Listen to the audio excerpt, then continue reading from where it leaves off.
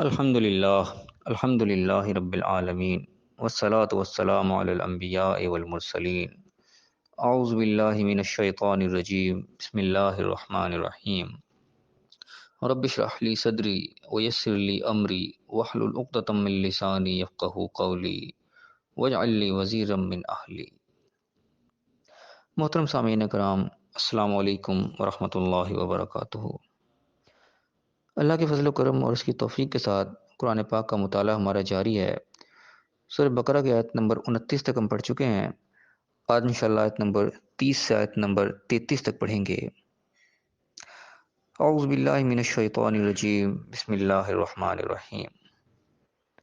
وَإِذْ قَالَ رَبُّكَ لِلْمَلَائِكَةِ، اور جب تیرے رب نے فرشتوں سے کہا، انی جاعل فی الارض خلیفہ، کہ میں زمین پر ایک نائب بنانے والا ہوں۔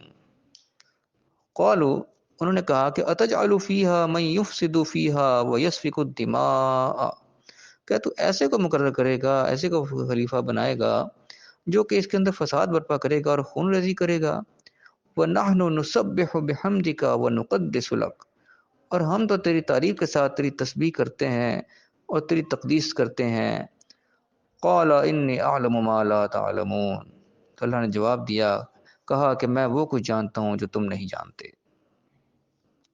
اس آیت کے اندر ایک واقعہ جو ہے بیان ہوا ہے، جو ایک مکالمہ اللہ کے درمیان اور فرشتوں کے درمیان ہوا، اور یہ اس وقت ہوا جب آدم علیہ السلام کے پیدائش کا وقت تھا۔ آدم علیہ السلام کو اللہ تعالیٰ بنا رہا تھا اور ایک ارادہ اللہ نے ظاہر کیا کہ آدم علیہ السلام کو جو ہے زمین کے اوپر خلافت دینے کا اللہ نے ایک ارادہ بتایا فرشتوں کو۔ اب یہاں پہ بعض مترجمین اس میں ایک لفظ کا اضافہ کر دیتے ہیں کہ اللہ نے کہا کہ میں زمین پر اپنا نائب بنانے لگا ہوں۔ یہاں پہ اپنا کا لفظ جو ہے وہ تھوڑا سا اضافہ کر دیا جاتا ہے، حالانکہ عربی کے اندر اپنا کا لفظ موجود نہیں ہے۔ تو سب مترجمین ایسا نہیں کریں گے، بعض مترجمین نے اپنا کا لفظ ایڈ کیا، اس کی وجہ سے بعض لوگ جو ہے کچھ شکوک و شبہات میں کچھ اعتراضات پیدا کر دیتے ہیں۔ لیکن بہتر یہ ہے کہ جب عربی میں وہ لفظ موجود نہیں ہے تو ہم بھی یہاں پہ اپنا کا لفظ ایڈ نہ کریں، بلکہ اتنی بات کافی ہے کہ اللہ نے کہا کہ میں زمین پہ ایک خلافت دینے لگا ہوں، کسی کو خلیفہ مقرر کرنے لگا ہوں۔ اب یہاں پہ اللہ کا خلیفہ یا اللہ کا نائب ہونے کی بات نہیں ہے، بلکہ خلیفہ ہے، خلافت ملنے لگی ہے کسی کو، یہ تذکرہ یہاں پہ ہو رہا ہے، اور ہو رہا ہے فرشتوں کے سامنے۔ تو اللہ نے یہاں پہ کہا کہ انی جاعل فی الارض خلیفہ، میں خلیفہ مقرر کرنے لگا ہوں۔ یہاں پہ جاعل کا لفظ ہے قرآن پاک میں، جاعل کا لفظ متعدد جگہ ہم پڑھیں گے، آئیں گے بیچ میں، تو بعض مقامات پہ اس سے معنی پیدا کرنا بھی لیا جاتا ہے کہ میں پیدا کرنے کے لیے استعمال کر دیا جاتا ہے لفظ، لیکن اس کے حقیقی معنی اصل میں پیدا کرنا نہیں بلکہ مقرر کرنا ہی ہے۔ جس طریقے سے کوئی وزیر اعظم مقرر کر دیا جاتا ہے، صدر مقرر کر دیا جاتا ہے، تو بیسیکلی صدر یا وزیر اعظم پیدا نہیں ہوتا بلکہ وہ مقرر کیا جاتا ہے، پیدا تو پہلے سے ہوا ہوتا ہے وہ۔ تو یہاں پہ بھی اللہ تعالیٰ کہہ رہا ہے کہ میں خلیفہ مقرر کرنے لگا ہوں۔ پیدائش تو آدم کی ہونی ہے لیکن خلیفہ پیدا نہیں ہوگا، خلیفہ مقرر کیا جائے گا۔ اس کے بعد آگے فرشتوں نے جو جواب دیا، آگے اس جواب کے اندر یعنی کہ ایک چیز پوشیدہ نظر آتی ہے، جیسے گویا کہ ایسا محسوس ہوتا ہے کہ فرشتے اپنے آپ کو اس چیز کا اہل سمجھ رہے تھے کہ ہمیں یہ خلافت ملنی چاہیے، یہاں اللہ تعالیٰ خلافت کس کو دینے لگا ہے۔ تو اس کا جواب یعنی کہ اس طریقے سے آیا سامنے کہ قال، انہوں نے جواب دیا کہ اتجعل فیہا، کیا تو ایسے کو یہاں پہ مقرر کرے گا خلافت، یعنی کہ ایسے کو دینے لگا ہے، میں یفسد فیہا ویسفک الدماء، جو فساد پھیلائے گا اور خون ریزی کرے گا۔ یہاں سے پتہ چلتا ہے کہ فرشتے ایک عقل مند سمجھدار مخلوق ہے، کوئی گویا کہ وہ روبوٹ نہیں ہے، کوئی مشین نہیں ہے کہ ان کے اپنے کوئی خیالات نہیں ہیں، کوئی ان کو احساس، کوئی جذبات نہیں ہیں، وہ کچھ محسوس نہیں کرتے، اور بس جیسے کوئی روبوٹ کام کر رہا تھا اس طرح اللہ کے حکم پہ کام کرتے جا رہے ہوتے ہیں۔ لیکن ایسا نہیں ہے، یعنی کہ آدم علیہ السلام کی تخلیق ہوئی، فرشتوں کے سامنے آدم علیہ السلام کو بنایا گیا، اور آدم علیہ السلام کے اندر جو ہے تمام خصوصیات جو ڈالی گئیں، جس کے دیکھ کے مٹی کے ساتھ ایک پتلا پورا تیار ہوا، جو اجزاء اس کے اندر شامل ہوئے، تو فرشتوں نے دیکھ کے اس چیز کا اندازہ لگایا کہ جو کچھ اس کے اندر بھرا جا رہا ہے یہ تو بڑا کچھ کرے گا، اس کو تو بڑے اختیارات دیے جا رہے ہیں، یہ تو عالی نال بنا کے بھیجا جا رہا ہے، تو یہ تو وہاں پہ جا کے ایک قسم کا خدا بن جائے گا، تو خون ریزیاں کرے گا، لوگوں کے ساتھ پتہ نہیں کیا کیا کچھ کرے گا۔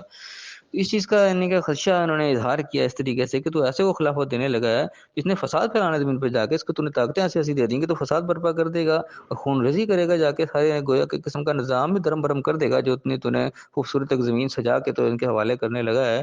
ظاہر زمین تو پہلے سے اللہ نے تیار کر دی تھی، مکمل ساری چیزیں اس کے مکمل تھی، اس کے بعد آدم علیہ السلام کو یہاں پہ اتارا گیا۔ تو اس کے بعد یہاں پہ یعنی کہ بتایا یہ گیا کہ فرشتوں نے ایک اعتراض کیا، اور اس کے بعد اپنے آپ کو پیش کیا کہ وَنَحْنُ نُسَبِّحُ بِحَمْدِكَ وَنُقَدِّسُ لَكَ، کہ ہم تیری جو ہے حمد کے ساتھ تیری تسبیح کرتے ہیں. گویا کہ تسبیح کو ہم لوگ پہلے پڑھ چکے ہیں کہ تسبیح کیا ہوتی ہے. تسبیح کے یعنی کہ تیزی کے ساتھ کسی کام کو کر گزرنا، اور فرشتوں کے ظاہر ڈیوٹی جو اللہ تعالیٰ انہیں حکم دیتا ہے وہ تیزی کے ساتھ اس کو کر گزرتے ہیں، اس کے اندر کوئی وہ رکاوٹ نہیں پیدا ہونے دیتے، فوراً جو اللہ تعالیٰ حکم دیتا ہے فوراً اس حکم کو بجا لاتے ہیں وہ.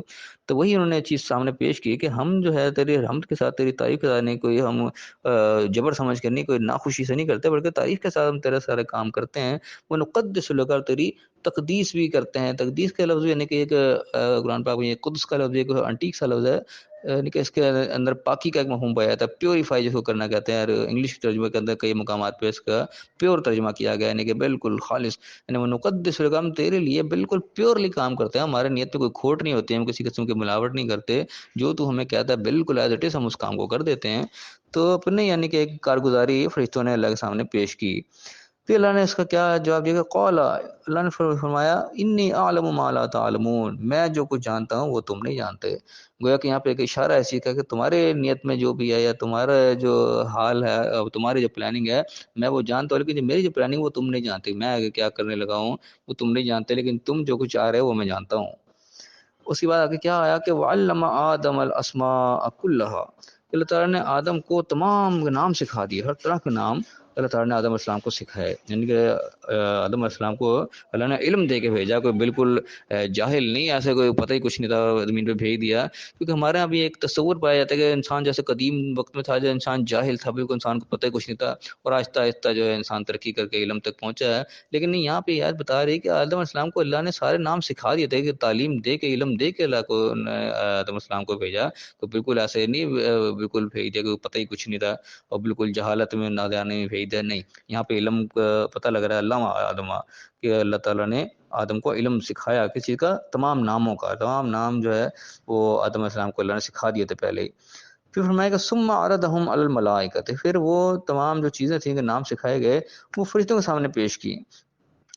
اب یہاں پہ اللہ کا لفظ ہم تھوڑا سا دیکھتے چلیں. اللہ کا لفظ قرآن پاک میں بڑی جگہ استعمال ہوتا ہے، اور خاص طور پہ اللہ کا عام طور معنی ہم اوپر لیتے ہیں. ثم استوى علی العرش کے اندر بھی یہ مسئلہ پیدا ہوتا ہے کہ اللہ تعالیٰ عرش کے اوپر مستوی ہے. وہاں پہ اللہ کا لفظ جو ہے وہ عرش کے پر ہم سمجھتے ہیں، لیکن یہاں پہ ہم دیکھیں یہاں پہ بھی اللہ کا لفظ آ رہا ہے. اب یہاں پہ یہ اللہ تعالیٰ کا عرضهم علی الملائکۃ، ہم نے فرشتوں کے سامنے وہ چیزیں پیش کی. ترجمے میں میرے سامنے جو اردو ترجمہ ہے اس میں بھی سامنے ہی لکھا ہوا ہے.